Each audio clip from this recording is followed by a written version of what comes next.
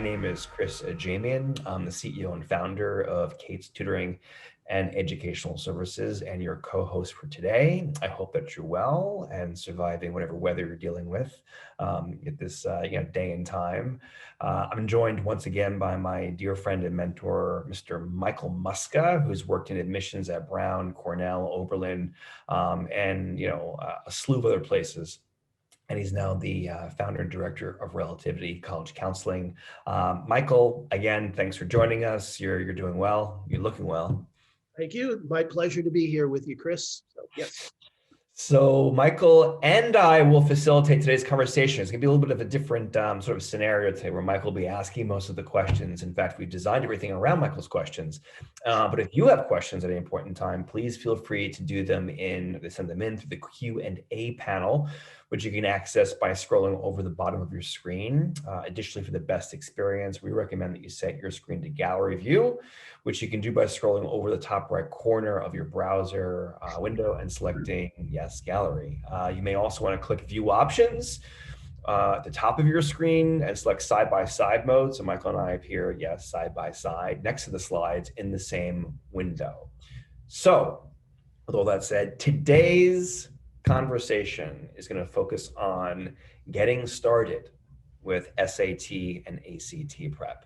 And our sort of agenda is pretty straightforward. We're going to do an intro to college testing, and then we're going to do top questions that parents ask that Michael has encountered in his professional experience, as well as questions that Michael himself as a school counselor and independent counselor, finds himself asking about testing as well. And then of course we'll do our Q&A.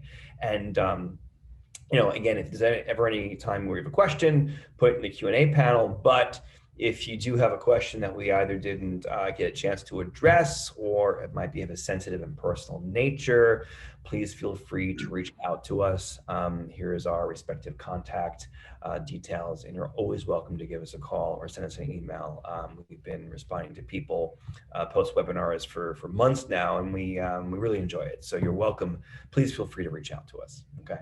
So Michael, as we normally do, let's just sort of start off with a quick update on what we're seeing in the admissions and testing landscape as of today, December 9th, 2020.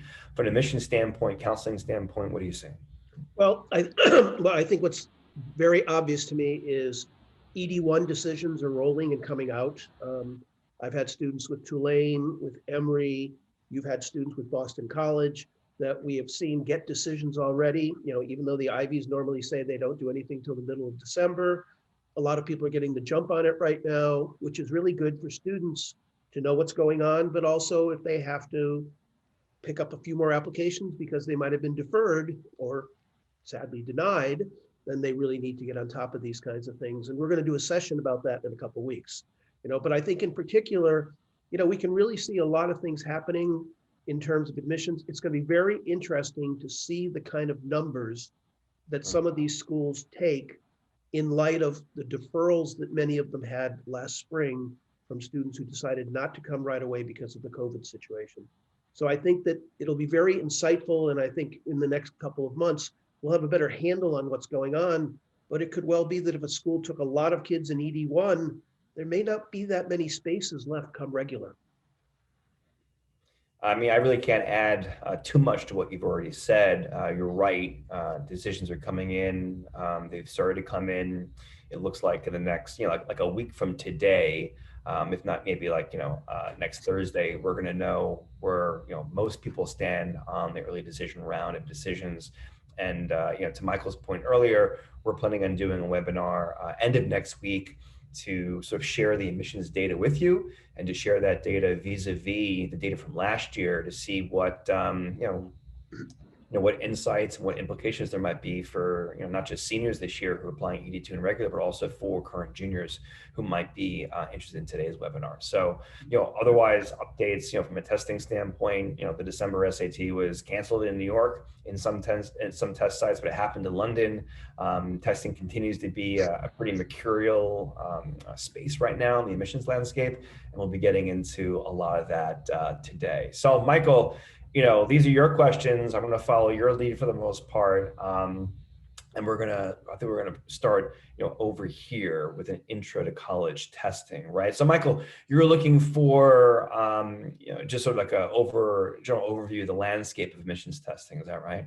Right. Yeah, I think what's interesting today is we kind of have role reversal, as you mentioned, that normally Chris will talk and then ask me to come. And today I'm going to have a lot of the questions because this is Chris's specialty. You know, we work well together because my specialty is really college admissions. Chris's specialty is certainly the testing piece. They go well together in terms of, our cooperation for what, 15 years now, probably. So Yeah, we've been doing this a long time together. So I think in a lot of ways, it's really helpful to be able to kind of ask you to comment on some of the things that you're really good at. So yes, intro to sure. testing I is the appreciate key. that. Happy to. Yeah, I've got some slides organized for you and the audience, and then I'll certainly be talking. But at any point in time, please feel free to sort of jump in with the question, and I'll give you some more specifics. But yeah, so you wanted an overview, so we're going to start sort of simply here, and we're going to talk about just like really which tests you should be taking. And obviously it's the SAT or the ACT, particularly if you're a domestic client or a domestic student. And what's sort of interesting about the SAT and the ACT is that what most people who are of the parent age may not realize is that they're accepted by all schools that ask for tests. And one exam is not necessarily favored over the other. It's not like exams, it's like the SAT is preferred by schools in the Northeast and the ACT Mhm. is preferred by schools in the Midwest. Um, those are impressions and perceptions that people have. I mean, they're really embraced by both schools. And I always say to people, the SAT and the ACT, it's sort of like Pepsi and Coke, right? There's two different sort of variations or flavors of the same product. But all schools that accept or ask for tests accept and view each test, sort of equally. So that's something to kind of keep in mind. And also, sort of secondly, is that yes, even though we're in the age of coronavirus, the SAT and ACT are required by most schools. So if you're watching this webinar and you're not maybe fully aware what the exams are, these are instruments that schools use to kind of get a sense as to how you might perform your first year in college, as well as how you might kind of match up with another student who may have a very similar profile to you from a different school, whether it's in your state or sort of in your region. So it's really a barometer or like a tiebreaker, if you will, to kind of help schools understand, how one candidate may be better suited or not than another candidate who has a very similar profile.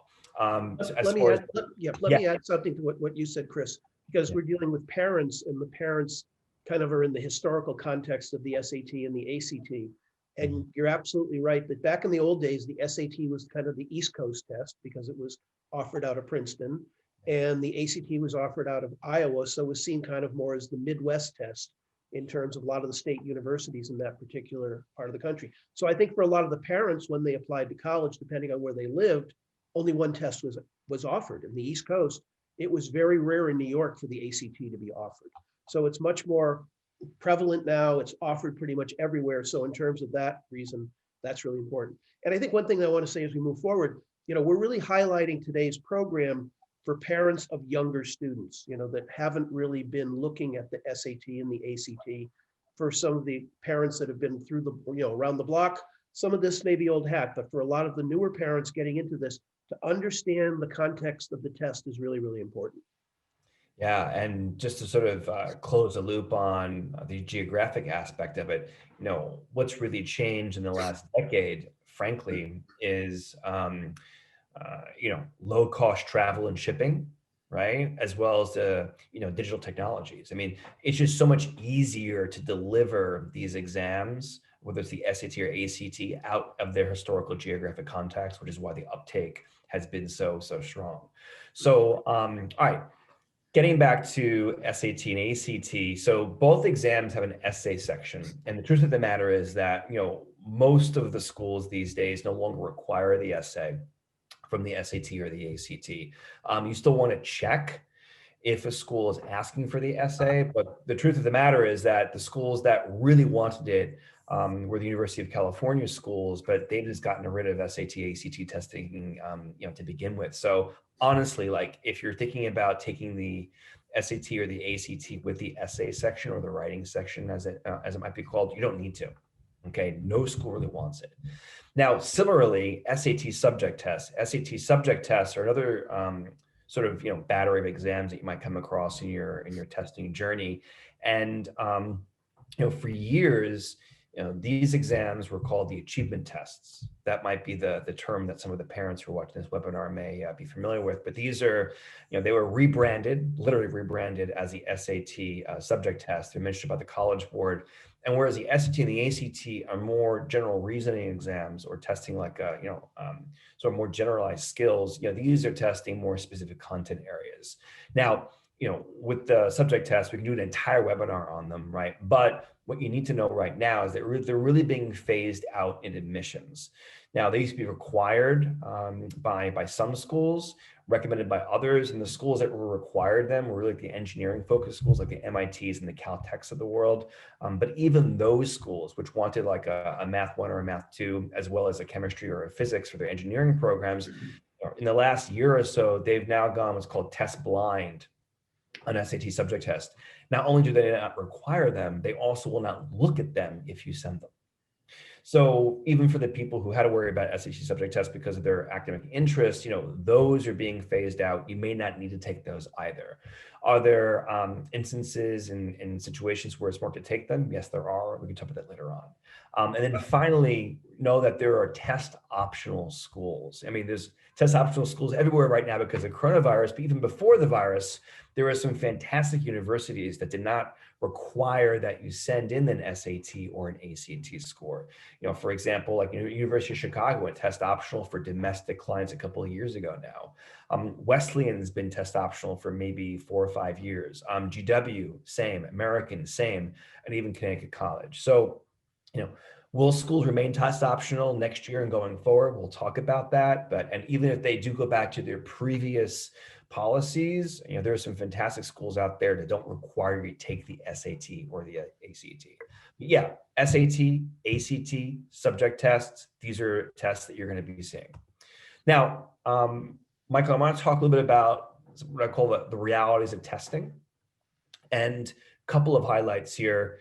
Number one, and this is not a secret to you, test scores are basically number 2 in terms of testing admissions criteria, right? So number 1 is always your grades, your transcript, right? Number 2 is test scores.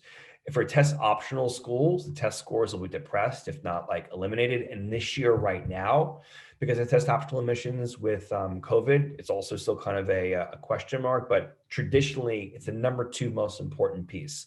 So if you're someone who has like a C+ average, just because you get like a perfect score in the SAT, the ACT, does not mean that you're going to be admitted to a highly selective university. Okay, but they are important. Number 2. Next is this idea of sophistication. What people don't realize is that the SAT and the ACT are not exams that you can ace just because you're a good student, right? Far from it. In fact, sometimes good students have a really hard time being successful. Here's what I mean.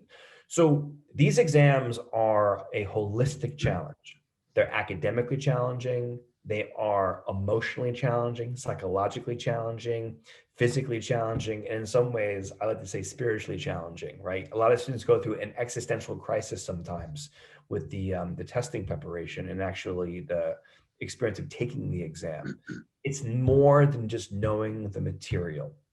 It's knowing how to apply it on the exam under, duress, alongside other people who are competing and, sort of trying just as hard, if not harder than you, okay? It's a multi-dimensional challenge and you must respect that. And just because you have an A+ average does not mean that you're going to do well. And then next, this idea that test scores lie. The biggest issue we have every single year within our testing sort of channel at CATES is PSAT scores. Very few people do as well as they are expecting on their PSATs. And oftentimes I feel like parents get what's called sticker shock, right? A student only gets a score of X, but they're an A+ student. What happened? What's wrong? Why is my child underperforming? And, know this, test scores lie. And whether you're working independently, whether you're doing a program through your school, whether you're working privately, especially the first score, especially those diagnostic test scores, you don't want to, pay as much attention to the actual score as you want to look at the trends behind the score. Oftentimes, let's say there's a student who scores like I don't know, like 1,000 on the PSAT, 500 in each section. Parents might be surprised that their A student got like 1,000 on the SAT, or rather the PSAT. But the truth of the matter is that the first half of the exam, the student was on track for a 700. And then the second half of the exam, they totally bombed it, for who knows what reason. It could be because of fatigue, distraction, didn't care, it wasn't really counting for anything. These are all really important factors that go into the score. So, take scores with a grain of salt, good scores and bad scores, right? And just know that's all about getting under the data, getting under like the question specific patterns in the student's performance on any test. And then finally, this timeline myth, every student's, has a different journey, right? People often ask like, oh, how long does it take to, prepare for the SAT? We're going to get into that in a few minutes. But the truth of the matter is, whatever your neighbor's experience was preparing for the exam does not mean it will be yours. In fact, yours will be probably different. And the same thing goes for siblings. Just because the older sibling had one experience doesn't mean that the younger sibling or siblings will have the same experience. Everyone is on their own journey. Everyone is on their own timeline. Also, because of the multidimensional challenge, there's a few different aspects in which students have to improve. And some students start out ahead in some components, behind other components. And I can talk about that as well in a bit. Michael, is there any quick questions here on these realities of testing? No, I think, I think the reality right now, though, is watching what's going on in terms of schools, you use the point in terms of importance. If a lot of the parents that are on today are parents of freshmen and sophomores, by the time they're going to college, those scores will be back up into that number 2 spot, even though these schools are test optional right now. So I think, as I said, the focus of today is for those parents of younger students to understand that a lot of the things we're talking about today are going to be really important when their child applies to college. So I want to build on that. Actually, I want to talk Mike, a little bit about the 3 skills of successful test takers. As I just mentioned, it's a sophisticated experience, and really, it's these three sort of like categories or buckets of skills that are critical. So number 1, it's content mastery, right? Obviously you have to know the material. If you don't, your potential is going to be mitigated on the exam. And then when I talk about content mastery, I mean specifically knowing all the math content, right? Knowing all the different grammar skills, right? Usage mechanics, rhetorical skills, knowing what goes into writing a good essay. And I mean that not just for the essay writing component of a standardized test, but also how great writing and reading passages are structured, right? Those are really important skills to have. And then finally, also, reading comprehension, knowing how, texts are structured, how texts are sort of designed, and knowing where to find certain types of information. These are all formal skills, and you really have to understand what they are.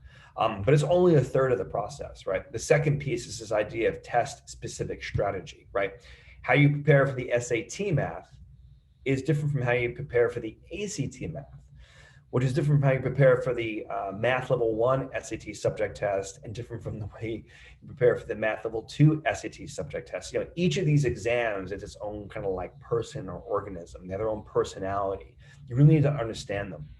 And furthermore, you have to also understand, on an individual level, what's your target score, right? And what are the raw score targets that you need to achieve in order to have those scaled score targets, right? And then again, test specific strategy, the SAT math versus ACT versus the subject test, right? And then on top of that, you get into what I call situational or contextual challenges, right?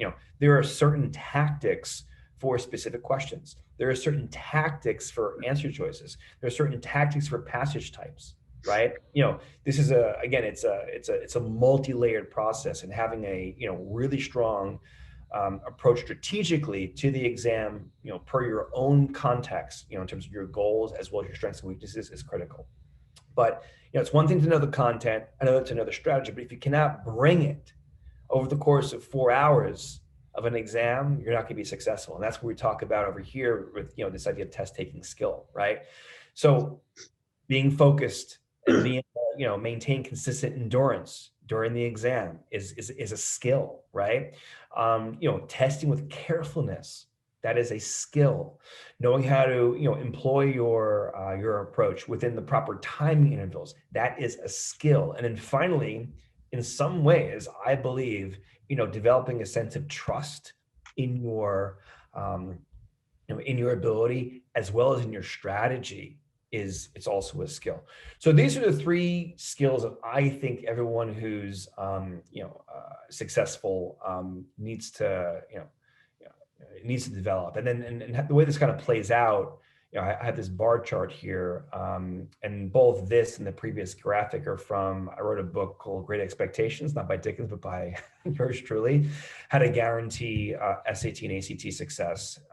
It's available on Apple and Amazon, or you contact us directly for it.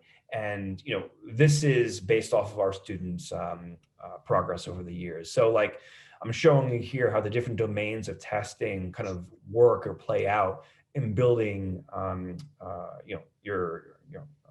the score that you earn. So like, for example, the gray bar here, this is like your diagnostic, right? That's like your starting base. And then on top of that, we layer on the content, right? But then on top of that, the content only gets you to like close to 90%, probably like 88% or so of the way to your score. And then you get like another 10% with your strategy, right? And then on top of that, then the test taking skills would take you up to 100%.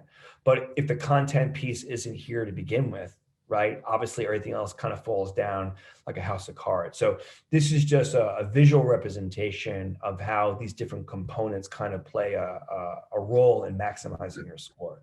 So Michael, any questions that you have on this? Or Nope, you're progressing to the things that I ask questions about. I really want our audience to understand the difference between the ACT and the SAT, which test is better for them. Those are the kinds of things that I think a lot of the parents are concerned about.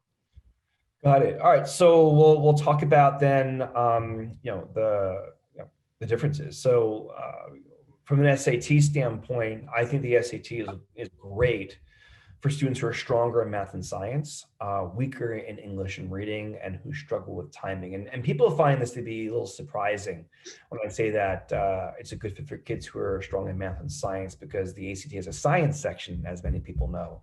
And they're always like, well, how come you're not suggesting that the ACT science is the right fit for the ACT is the right fit for my kid if he's really good in science? And the reason being is because I feel like the SAT is a bit more strategic, a bit more sort of logical, right, and methodical in the type of thinking it rewards. And I feel like math and science students, they're kind of engineered that way, no pun intended. And as a result, the SAT is a good fit. And I'll talk in a minute why on the ACT science that's maybe not the case. But also I think that the English and reading on the SAT can be a little bit more I'll say accessible, dare I say easier, than the ACT. So if you're not so strong in those competencies, the SAT is actually a great fit. And another thing too is with timing, the SAT gives you sort of more time on a question per question basis than the ACT does. So if you're someone who's not, if you want to do the marathon as opposed to the sprint, the SAT is it's a really good fit. But again, more generally, accepted by all the different colleges out there, the SAT has reading. They call it evidence-based reading and writing, but I call the reading section, the reading comprehension, the verbal. Back in the day, you have the writing section, which is all grammar and rhetorical skills. And there's actually 2 math sections, one with a calculator and one without a calculator. And so those 4 sections add up to about 3 hours. Again, the essay is optional. It's another 50 minutes. And even though the questions are maybe a little bit trickier on the SAT, I often say the SAT is not a test of what you know, a test of how you think. There is more time per question as a result. I think it's a pretty good, it's a good fit for the students who aren't so savvy on the timing. And then the scoring is like it was back in the day for most parents, 200 to 800. 500 used to be the national average. Now it's like 530 in each section after the redesign in 2015. And then the composites built by adding those two section scores together to get to out of 1600. One of the things that's different about the SAT these days compared to the old exam is that there's no longer a penalty for getting a question wrong, which is a big deal. And then also super scoring and score choice are practiced at most schools. And we're going to talk more about that, in a minute. So Michael, then with the ACT, your students want to know the ACT is great for, a student who is stronger in English and reading, weaker in math and science, and coming late to the testing process. And the reason being is because I think the ACT is really a reading test. I was mentioning before about science students and why they may not necessarily find the ACT to be a great, or a natural fit. And the truth of the matter is that even the ACT science section, it's not really science, it's reading comprehension. So students who have really strong reading comprehension skills do extremely well in the reading, on the English, as well as on the science, okay? And then with respect to the math in the ACT, the math on the ACT is a little bit more straightforward, at least in my opinion. While they may test more geometry than the SAT, the questions are a bit more accessible. Plus, they give you more sort of like hints and support.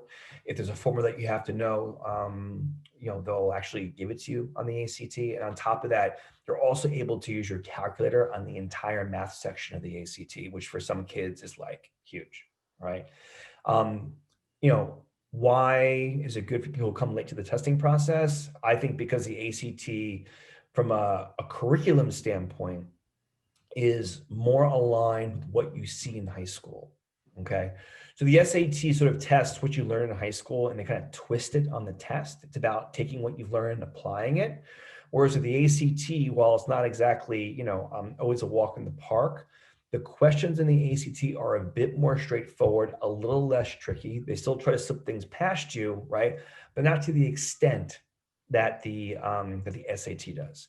So if you're someone who's coming late to the testing process, you need to prepare for an exam on a truncated time frame, and you're strong in reading comprehension, this is probably the test for you, because there's probably less that you need to learn in terms of content, strategy, and test taking skill than compared to the SAT. Then as far as the ACT goes, again, it's accepted by all colleges. For some schools in the past, when they did require the essay, if you took the, or they did require subject tests, you did the ACT with the essay, it waived the subject test requirement. So there is also some, efficiency upside to taking the ACT. You can take one test and be able to apply to like Yale or Stanford, as opposed to taking the SAT and then two subject tests. That's not really an issue anymore, but it's one of the traditional advantages of the ACT. ACT's got 4 sections: English, math, reading, and again, the science. That red star for the science is it's not really science, it's really more of a reading comprehension test.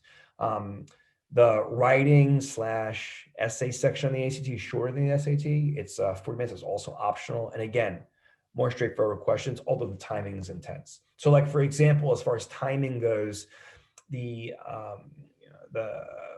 ACT will, let's look at the reading sections for a second. The ACT will give you what? 35 minutes for 40 questions on the reading. So a little less than a minute per question. But on the SAT, even though the section is a little bit longer, 52 questions, they give you 65 minutes. So, a few minutes more. And for some kids, that's a massive difference, massive difference. As far as scoring goes on the ACT, it goes 1 to 36, 36 is the highest. A 32 is like a 730-ish on the SAT for comparison's sake.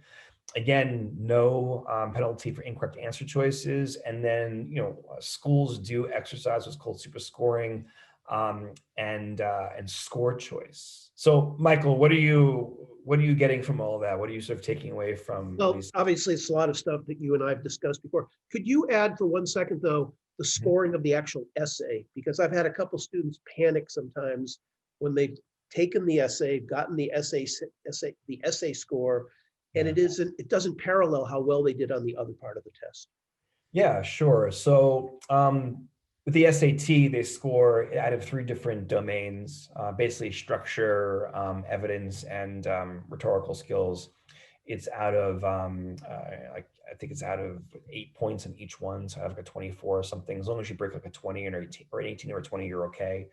On the ACT, it's read by two people who give it a score out of 6, 0 to 6, 6 being the highest, and your ultimate score is out of 12. What's important is that neither the SAT nor the ACT factor the essay score into like the big score, right? So the essay score is going to be separate from your SAT score. The essay score is separate from your ACT composite. So the truth of the matter is that if you understand basic structure, basic supporting, evidence, and can write with some writerly flair, i.e., just use all the grammar skills and rhetorical skills that you're learning from multiple choice sections, you'll get at least an 18, if not a 20 in the SAT, and on the ACT, you'll break at least an 8, if not a 10. Now, as far as I got a 35 in the ACT, but I have an essay score of a 6. Again, if schools are not requiring the ACT, you shouldn't be taking the ACT with writing. Sorry, they're not requiring the essay, don't be taking the test with the essay. And then also then B, if they're not requiring it, they're probably not going to look at it.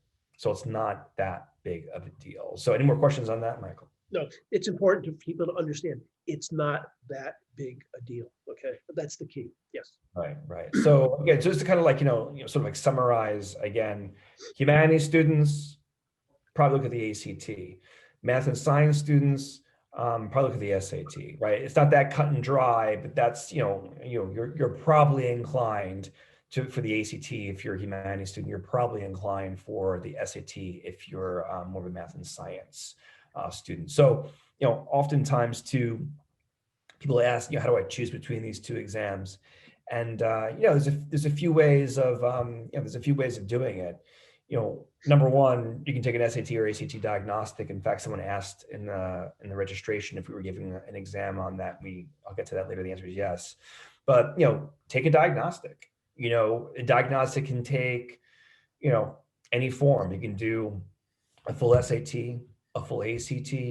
You can do a hybrid test, which I'm not always a fan of, but people seem to like it because of the efficiencies. You can try just doing the reading sections of the SAT and the ACT to see how they test similar competencies. So we can do like a section specific, approach. If you're an SAT student but want to see what the ACT science is like, you can just take that section. So you can take a full test, a hybrid test, or just sort of individual sections. So, but I think full mock tests and then a tutor analysis of whatever you do is smart. And really the key question is not, necessarily on which test did I score better on in my diagnostic, but really where can you improve, right? I mean, we've had a couple of students who have maybe leaned towards the ACT, but because of the timing aspect, their upside in the SAT was actually a lot higher, So these are important questions. So, and then Michael, I have your next question here, yeah? So you wanted to know, when do people get started with test prep? Okay, so whatever your testing goals are, there's a couple of, I'd say, important pieces here. It's always good to start early.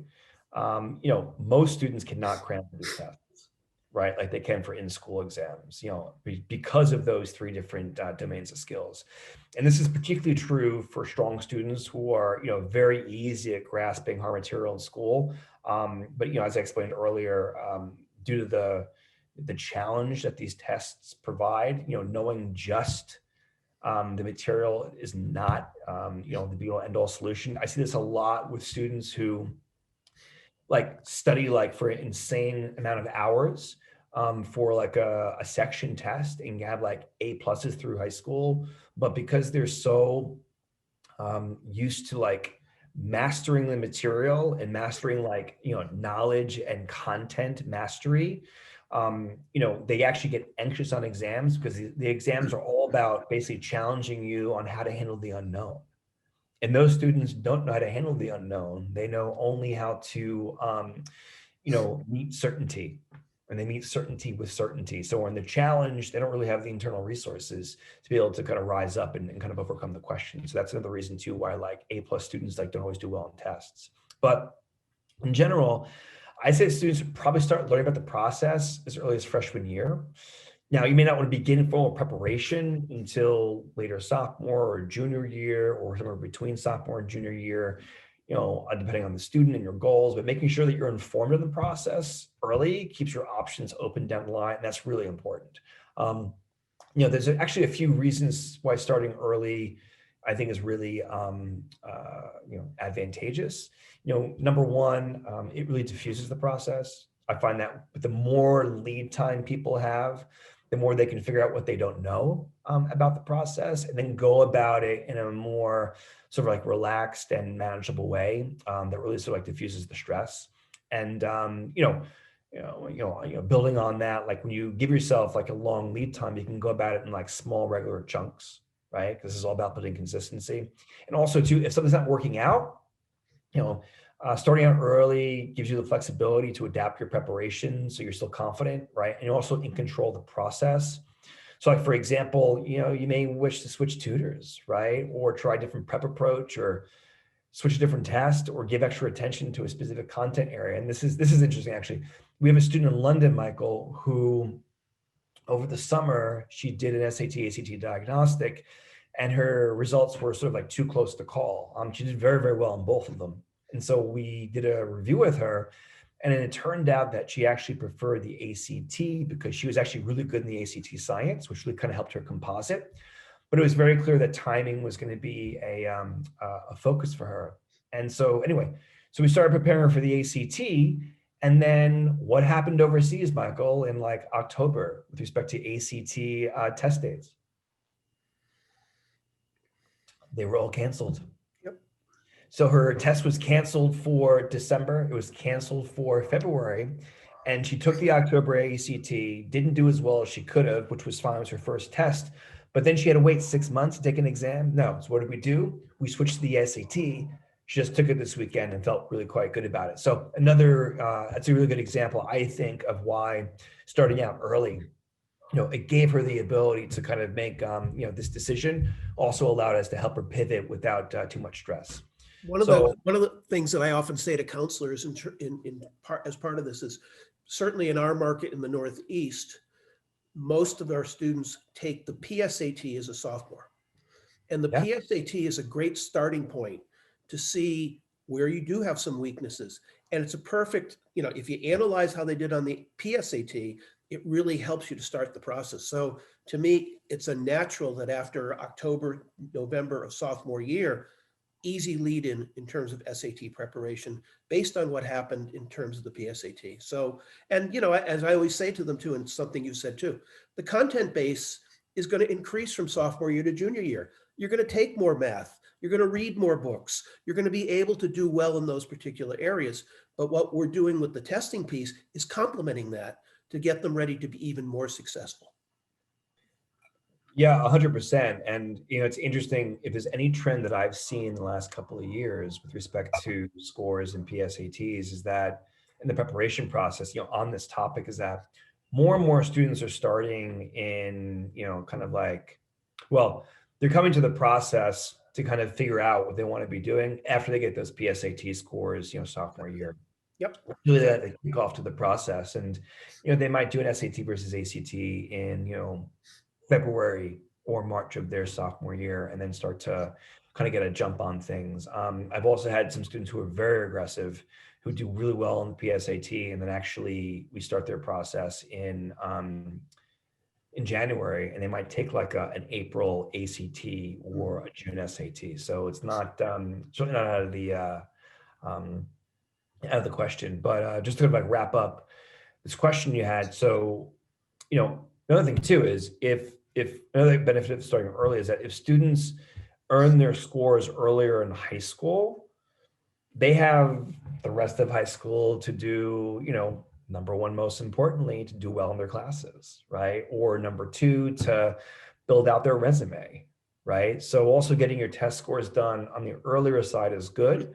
You know, from a counseling standpoint, I'm sure that you love, Michael, when your students come to you and they have test scores, Mhm. allows you to do more targeted school research in the process, I imagine. Yeah. Yep, absolutely. There's no question that having a sense of how they're going to score, both from your diagnostic, but from the actual test itself, really helps a counselor figure out what are the range of schools that make sense for them in some ways. I want to add one piece to this, to support something that you said, something, more anecdotal. As you know, our audience doesn't know, I did a lot of work in Asia, particularly in the Chinese market. And obviously, prior to COVID, the number of Chinese students that were coming to the United States to come to universities was very, very significant, both from a financial, point of view for colleges and also for a makeup of their student body. Um, and I think I would get into many discussions about the SAT and the ACT, and I would always try to encourage them to lean towards the SAT, because there was a misconception that because a Chinese student is very good at math and science, and there's a science section, they should take the ACT. And I kept trying to make sure they understand, as you just said, it's reading comprehension. You're reading a section about science, but the questions are about how well did you comprehend what you read, not your background in science. Yeah, that's really interesting. It's the international market. It's an entirely different. It's entirely, it's its own webinar. But with the Chinese students who we've worked with, we've had a couple of those students who have started in the ACT and they just can't do it, Mhm. because of language barriers. Right. And you know, I think the ACT is an exam where you have to still have a really strong vocabulary. I mean, both exams, certainly, right? So it's, vocabulary is the doorway to comprehension. And so if English isn't your first language, even in the science section, that can be tough. But you said this other question, Michael, which is, do you recommend working with an SAT, ACT tutor? Of course, I'm biased, Mhm. right? I have to certainly say that. But a couple of things here for us to take a look at. I'll say this: no matter what you do, working with a professional, a qualified tutor, can be a really valuable experience for the student. Self preparation through Khan Academy or some other platforms, it's possible for 100%. But most of those kids are like autodidacts, right? Which is really the exception, not the rule. And those people who are maybe independent learners, they can learn the content, right? But this idea of improving your strategy or test taking skill, there's really no substitute for having an expert on hand who knows the intricacies of the test and frankly the intricacies of you, right? And can look at your performance from a more objective, sort of like external lens. And then also like, a good tutor, at least in my opinion, is more than simply an educator. They're a coach, right? They're a cheerleader, they're a confidant. I mean, there are dark times during the test preparation process, and you have to do it with somebody. You probably want to have somebody there who really can help you kind of see the silver lining or the light at the end of the tunnel. But the other thing too about it is that it helps to keep students accountable, right, throughout the process. Are they actually doing the work? Are they doing the work the right way? That kind of support keeps the students motivated, and it keeps them sort of on point in the process, right? But sort of on this idea of hiring a professional, it's not a process to take lightly. You have to do your research. You want to get recommendations. You want someone with strong experience, but also someone who has a personality that will mesh well with your child. I always, at least earlier in my career, I used to always kind of quote that old Chase Bank motto, which is like, it's all about like the right relationship. I totally believe that, right? And when you find that, you find someone who's open and willing to be adaptable and customize their style to meet the needs of the kid. As maybe even coming up with new strategies and tactics and study methods. Ones that really work with the student's learning style, which changes, it evolves over time. And those are things that always go into, I think, a pretty good tutoring program. So when you want to find the person who's good for you, you want to think about who's going to be good for you in the beginning, the middle, and the end of the process. And that's why sometimes you see converts, clients who come, I mean, it's happened to us, whether they come to us or change from us, they may convert at the end of a spring testing cycle because they want a different perspective. It happened for us last week, actually. We had a student who I'm advising on his social impact project, but his other tutor just, I mean, frankly, wasn't a professional. So, we matched him with a tutor on our staff who's not only a great, tutor and a great professional, but also graduated from the college and the program that the student wants to do. And again, that right relationship aspect kind of kicked in, and after a session, the kid went from a 650 to a 710 on the reading, on the verbal, on the SAT. So that's what the relationship can do. So Michael, any more questions about working with a tutor? Anything else you wanted me to cover? I'll just make a comment. It's that, you made a comment about parents and watching the process, and I don't want to get into a good cop, bad cop kind of thought process, but I think for a lot of parents, knowing that there's this other person that's outside the family that's nudging the student to keep working on it, to continue to improve, I think is much safer and healthier than parents having to be the ones that have to do that. And so in many ways, you're buying another voice, you're buying another set of eyes, you're buying this person that can really be of assistance in enhancing the relationship between the parents and their child in the college process. So to me, it's money well spent. Got it. Well, thanks for that. So you wanted to know how much test prep is too much test prep. Yes. Okay, got it. So I had this thing here. It's called Know the Math. Make a long story short, again, test scores are an important part of the process, but you can do too much. And too much to me is if the preparation is interfering with your ability to do a good job with all the other aspects of your application, particularly maintaining your grades in school. And it's important to remember that, your son or your daughter or your child, I mean, they need and deserve life, outside of preparing for the college process, right? So you don't want the examination preparation to be so intense it makes the student miserable, which is another reason why I think it's smart to kind of start early. It kind of helps keep the process healthy and manageable. But with all that said, don't underestimate the scale of the challenge, right? So when families are starting out the process, I'll tell them that they need to know the math. And what I mean by that is that it takes about 100 hours of preparation, I think, of quality preparation to really achieve your maximum potential on a test like the SAT, the ACT. So how do those hours break down? Everyone starts with a diagnostic. That's about 4 hours, right? And then usually it's about 40 to 60 hours of preparation before the first test. And then maybe about 10 to 20 hours for each subsequent test if they are. And we usually recommend that students spend about 30 minutes a day, 6 days a week on test preparation, plus say 2 hours with the tutor, which brings the total sort of dedicated amount of time to about, 6 to about 5 hours each week. But remember, it's also about quality and context.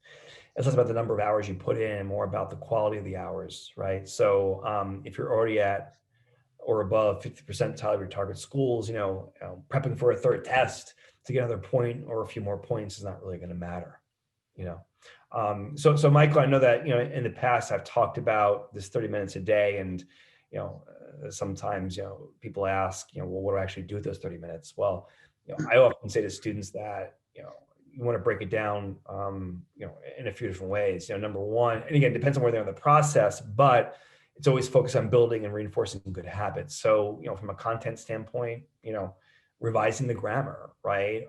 Or the math content you need to master. I mean, there are some students who they have to learn all the geometry, right? And have it nailed down before they start doing practice tests, because it just keeps their score down, right? From a strategic standpoint, I alluded to it earlier, this idea of reviewing context-specific or situational tactics for certain passages or questions or answer choices on the test. That review is important. Or, from a test taking standpoint, putting it all into practice, be it timed or untimed, that might be what you do during your 30 minutes. At some point in the process, I find students do 3 things in that 30 minutes. They have a warm up of some sort, whether it's reviewing grammar rules, right, or reviewing math concepts. 2, it's doing a timed subunit, right? We break the test up in different subunits, but doing like a timed, like say passage, like two back-to-back science passages after you've like done your science warm-up, right?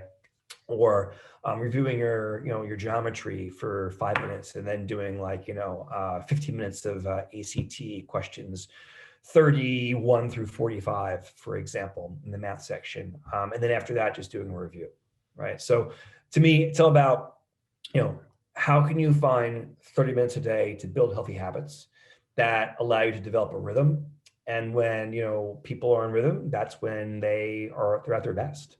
So that's what it's about. And so, the more you practice, the easier it is to get into rhythm more quickly. And that's when the confidence grows and you become like as I say, a badass test taker. So, Michael, any more questions on any of this know the math idea or how I like to... No, I think the way you present it is really good. And it goes back to your point that if you start earlier and you spread it out, you get to build confidence. You build a trust with a person that you're working with.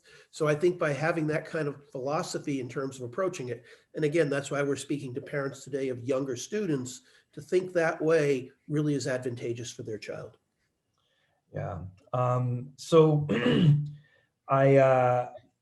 your next question, Michael, was about how many times should students take the test? And we'll get through this a little quickly because I'm certainly talking a lot about all this, but I always say to students, everyone takes the exam at least twice, usually more. You want to allow for probably 3 swings at the exam from a scheduling standpoint. And, the first test is about walking in there and frankly surviving it. I say to students, whenever they finish their first test, congratulations, you survived it. You've walked in alive, you've walked out alive. So yeah, planning for multiple tests, nobody's perfect. Very much, this is very much a market research process before the first exam. How are we going to respond? Right? What's going to happen in the context of testing? And on top of that, know that it's okay to take the exam multiple times.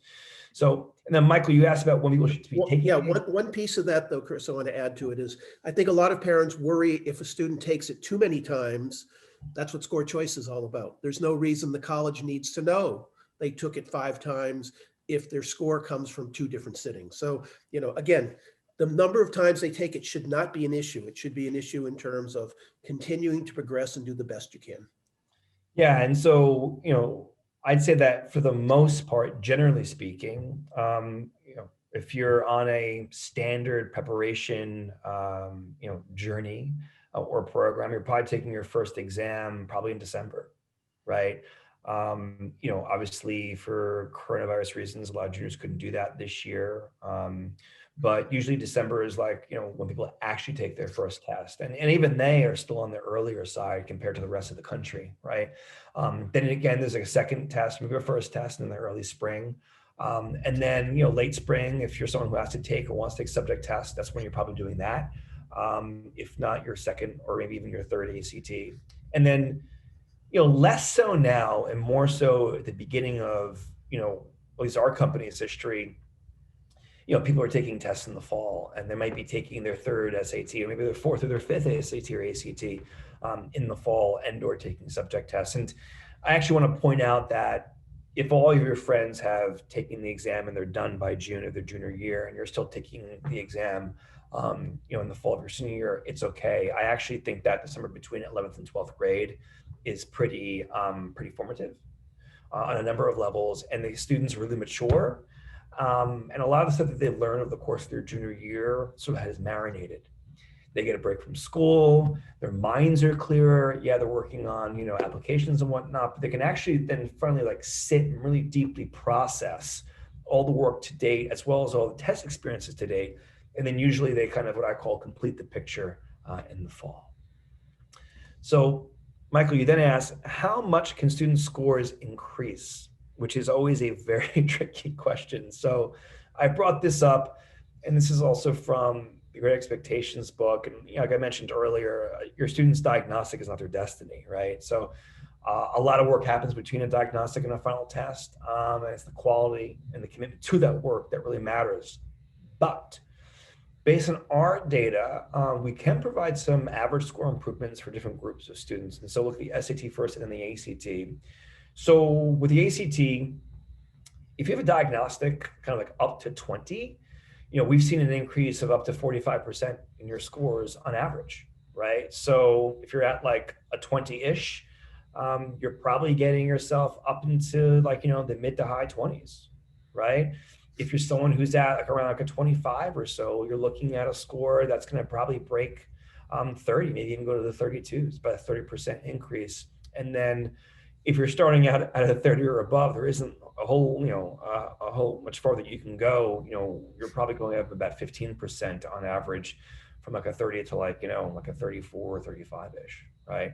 And then the same thing in the SAT, typical improvements looking at say 30, 20, and 10 for a 1050, a 1200, and a 1400. And again, this is all based on data from our one-to-one programs. But you can tell that people can really improve. Michael, any questions on any of this trajectory stuff that we mapped out for you? No, it's good that you're able to use, obviously, students you've worked with, and that gives you good examples of the kinds of improvement they can make. I've certainly witnessed with students I've worked over the years that have worked with you, having these kinds of percentages, if not even higher, in terms of their success. Yeah, it's amazing what students can do. And it's, again, if you're able to kind of get over the sticker shock of the diagnostic and really look deeply at the trends behind the scores, you can really see a concrete path to these outcomes. So I think your last question was this idea of maybe one of the last questions, super scoring and score choice. So, a couple of things here. Right. So score choice and super scoring, the difference is score choice is when you can choose what test administrations to send to colleges, right? So most colleges allow score choice. So if you take the exam 5 times, you can send 2 test dates, 1 test date. Super scoring is when colleges assess you based on your best scores for the scores that you've sent into in with your application, so to speak. So let's look at Georgetown, for example. Georgetown doesn't do score choice, actually. They require all scores, but they do super scoring. So if you were to take the SAT, say 3 times, and let's say like in December, you got like a 700 on the verbal and a 600 on the math for 1300. Then took the exam again in December, got 600 on each. Then took the exam again, say like in March, and got a 600 on the verbal, but 700 on the math, right? Whereas Georgetown would want all 3 test dates. They would still make your SAT score a 1400, 700 and 700. If you apply to a school like, say, Boston College, that does have score choice, you send in just your first and your last test, but they will still do a 1400 super score. Now, a couple things about ACT super scoring. There's a lot of confusion about how schools super score ACT exams, and there's really like 3 ways that they do it. Number one, there's what I call like option 1, where they take all your ACT scores and they take the highest scores in each exam and make that your ACT score, including your composite. So if you took the exam twice and got, say, like a 30, because you got a 36, a 36, and then like a 24 and a 24, took it again, got a 30, got 24, 24, 36, 36, that school would super score you at 30 and then 4 36s. But there are some schools, not many, Johns Hopkins is one of them, that does super score what I call version 2. They actually take an extra step, look at your best section scores or test scores, and then recalculate your composite. So they take your 30 and your 36s, and they would actually say 36, 36, 36, and then recalculate that. And at Hopkins, you'd be a 36 composite, whereas at Penn, you'd be a 30 composite, even though they're super scoring. And then the final sort of ACT super scoring option, if you will, is 3. It's what like Yale, Princeton, Stanford do, which is they do single test day composite. They look at your best composite score. right? First and almost only. That's part of their first sift. And then once you're in the pool, your individual test or section scores differentiate you. Okay, so confusion out in the world about that, but that's really kind of how it works. Michael, any Yeah, questions? one question that I don't know the answer to, and I hope you do, Yeah. is that last year before the COVID situation, the ACT said they were going to allow students to only take specific sections of the test Yes. instead of the whole test. They Yeah. rolled that back because of the COVID situation. Is that back on the horizon? Do you know? There's been no update that I've seen that's anything concrete. All still speculative. I mean, look, ACT canceled their December and February international ACT examinations globally, aside from the US. So, they're just trying to figure out how to administer exams right now. So I wouldn't be surprised if it's back next year, but I wouldn't count on either. So then you wanted to know, what can parents do to support the process? Yes, maybe my favorite part. So a couple of things here. I mean, parents, I will say this, you are the most important person in this process, and I mean that. Why? You're the person who's there between the sessions.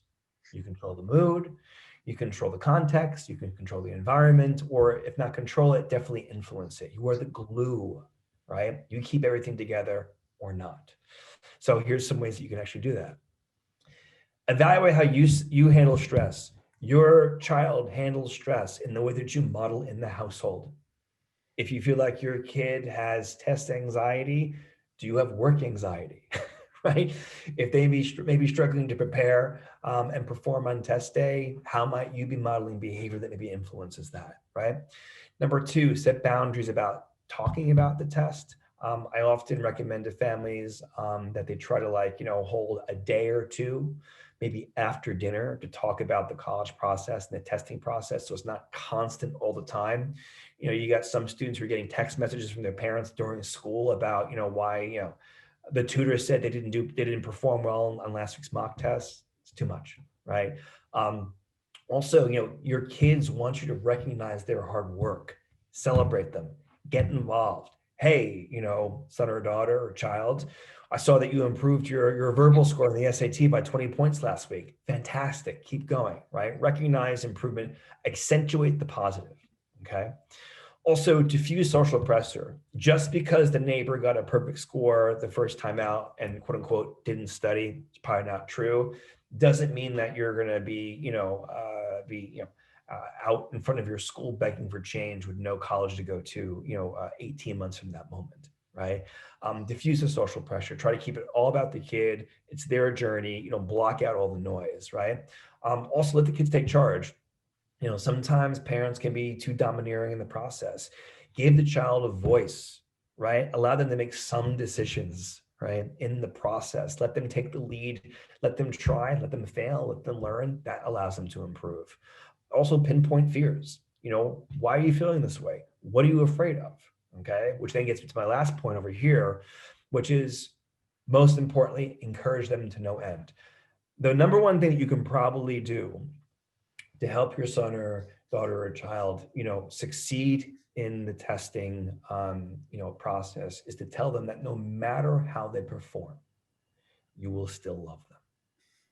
I have found that comment goes a very long way. Give them the love, give them the support. It's not about, the end result. It's really about the process. Encourage them through the process. With a great process, you'll get the great product that everybody wants. Michael, questions on the parent aspect? I know we're running late. I'd like you to comment, if you could, about extended time and the process to be able to get that, because I know at least the one parent that's here that's something that they're concerned about. Yeah, sure. So with extended time, you talk about the process for it, how to get it, or? Yes, exactly. As we Yeah, talked about earlier. yeah. Okay, yeah, sure. So basically, the way the extended time process works is different for each of the exams. So for SAT, okay, you can apply whenever you want to the College Board for accommodations, whether you're in 9th grade or you're in 11th grade. All right. You send in an application for accommodations through your testing or college office at your school, and they send along either an IEP or a 504 or a neuropsych report. okay, with like a cover letter and any other supporting evidence. SAT usually likes to see you having accommodations in school for about 4 months, okay? And then once you get the accommodations, then you're all set. And then you have them forever. ACT is a little different, okay? They're a separate agency, separate protocols. For ACT, you have to first register to take an exam, okay? In your registration to take the exam, you request accommodations, and that begins the application process for accommodations. Similar process as the SAT. However, they want to see that you've had the accommodations in school for about 2 years. There are ways around it, but if you're someone who may be thinking about, who has a child in, say, 9th grade, and you're wondering if they maybe have a learning difference, and you're kind of on the fence of getting them tested, get them tested now. Because if there is something there and they do deserve accommodations, you want to have that in school and establish, you want to establish a history, because when it comes to like the testing process, you will thank yourself for doing so, okay? And I'd say the SAT is a little bit more lenient than the ACT on giving extra time. We've done a lot of appeals and supporting people through the process. Extra time for ACT, they've worked out in the end for the most part. SAT seems to be a little bit more, open-minded. Mike, you have a couple more questions here. How are students dealing with testing cancellations? Well, I will say that there's a couple of things going on. I mean, right now, some of my students are going test optional. They're not doing it, right? They're just deciding to forego the testing process, even though they've put all this time into it, right? They're focusing on building their resume. They're focusing on engaging more strategically with their schools, writing great essays. I have some students who are postponing tests. A lot of my ACT students who had cancellations this fall are just taking them in the spring. So they're pausing preparation and picking back up in like January, February. I have some students, like I mentioned earlier, who are switching tests because the ACT is canceled overseas and now taking the SAT in foreign countries. And I even have some students who are, yes, they're taking the exam out of state or maybe even in another country. I had a student from the Westchester area who actually scheduled her ACT on the Canadian border in Vermont, which was a bit much, but here we are. And as far as next year, I think that next year will be test optional. There just seems to be so many disruptions. Some schools are already on the record saying that they're going to be test optional for next year, Tufts is doing a 3-year sort of program there. But I think that less students will go test optional next year, but I do think that they will have the option to do so. And as far as what happens next, it remains to be seen. So Michael, Q&A. Let me go to, let's see, so we got some questions that have come in here on the Q&A, live Q&A. And so Sarah's asking, are there tutors that specialize in time issues for those that struggle completing tests? Yeah, I mean, I think any professional test prep tutor will have dealt with that before, Sarah. If you want to maybe send us a message about maybe the particular time issues that the tester is struggling with, we'll be happy to give them some guidance via email. And then another question over here, which is it safe for students to take practices on the College Board website? More specifically, do they record the practice test scores? Yeah, it's safe to take the exams on the College Board website. I mean, the thing about taking them on the website is that I'd rather do that for the ACT, because the ACT is a computer-based test overseas, and for some people, overseas, right? And for some people in the US, they're choosing to do that as well. I would not take the SAT on a computer. I would actually take the exam and print it out if you have the capacity to do so, and take it on paper, because that's the actual experience. But if you are taking them on Khan Academy, while your practice test scores might be logged, College Board can't see them. Okay. Michael, some other questions that kind of came in earlier. People want to know how you get a high score in the SAT. I'll say this: the reason why people don't score as well on their exams is because of 2 reasons, right? Well, if you're going through the testing process in an organized and committed way, the reason why you're not getting your scores are for 2 reasons. Number 1, you're not taking enough mock tests, and mock test is not you on your bed taking the exam. right? It's being in, a room in a simulated testing environment. I mean, obviously we can't do alongside other peers right now, but in the days that we could, that's it. It's situating yourself, immersing yourself in the experience. So you understand how to apply your content strategy and test taking skills over the course of 4 hours while the person next to you is sneezing in their chair. All right, you have to know how to handle those things. And then, secondly, the reason why they don't get high scores on the exams is because they're making too many careless errors, right? Why are they making careless errors? Well, number one, they're allowing their emotions to get in the way and distract them. And then number two, they're not actually thinking on paper, right? They're leaving too much to the mind, like doing math in the head, and that leads to issues. A couple of the questions that kind of came in. Well, we have some more Q&A questions. So these are done. These are done. And then we are offering a comparison test this month to those who asked.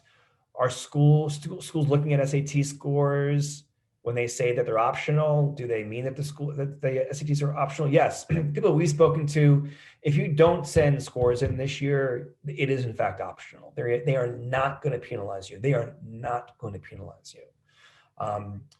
Someone asked a question, begin prepping summer of 10th grade, taking fall 11th grade. Yes, that sounds like a smart idea.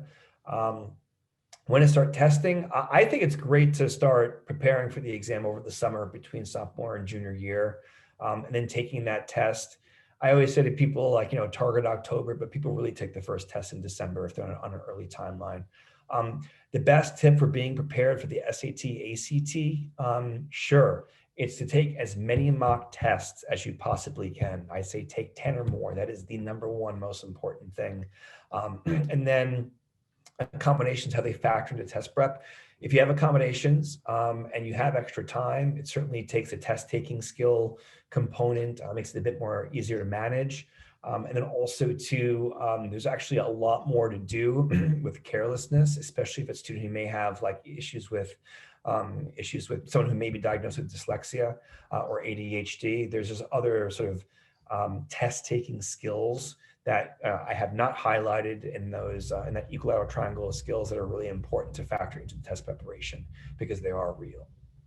Okay, Michael, do you have any more questions? No, I think you've done a great job covering what I brought up to you in terms of issues and concerns. Again, again to highlight, I think many ways the sooner you start to think about this and you start a plan of attack, the better. And colleges are going to pay attention, particularly for these families here with freshmen and sophomores, that coming down the road, these tests are going to go back into that number 2 spot behind how they performed in high school. Well, thank you all for attending. We do have this offer that you can take advantage of, which is the book, Your SAT versus ACT Diagnostic. It's a comparison test to determine whether the SAT or the ACT is a stronger fit. It's free for webinar attendees. And if you want to discuss any other aspects of the test prep process, you're welcome to book a free consultation. Otherwise, Michael and I will be back. Next week, we'll be going over admissions data for the early decision round to give some input and advice to seniors on what to do for 82 and regular. So until then, Michael. But again, Chris, add to that though, I think it's important for parents of younger students to have the chance to see how it all works. So yes, it's going to be focused for the senior parents, but your child who's a junior may be going through the exact same thing next winter. And if you're a sophomore, you might as well find out what's out there and what can happen. So again, yes, it's geared, just like this program was geared to freshmen and sophomores. Yes, that program might be geared to seniors, but it's of use to everybody. Couldn't have said it better than that. And with Michael's, words of wisdom, as always, we'll close out today's webinar. Thanks again. Have a great week, and hope to see you next time. See you.